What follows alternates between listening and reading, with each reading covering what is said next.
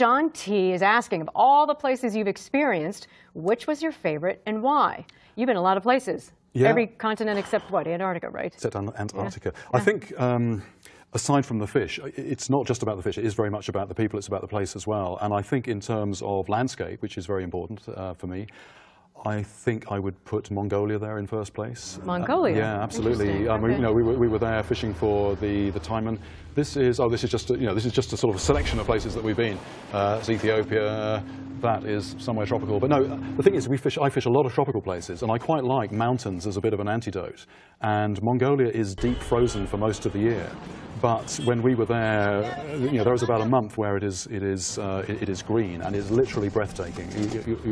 You almost forget to breathe because the scenery is just so incredible. And the people were fascinating too. They were a bit, yes. They were very, again, very different from people in tropical from which places. You're accustomed to. Yeah. Okay. So many people want to know this one. King S asks, how many languages can you speak?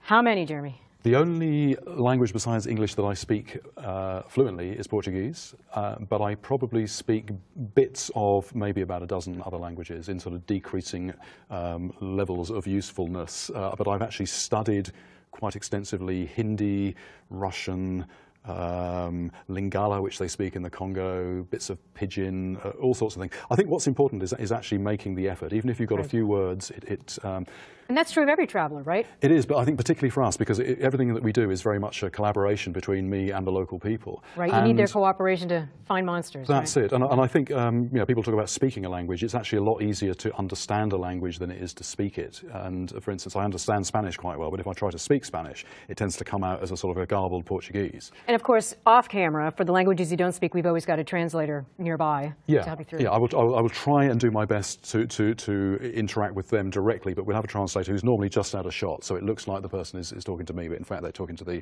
translator just off camera.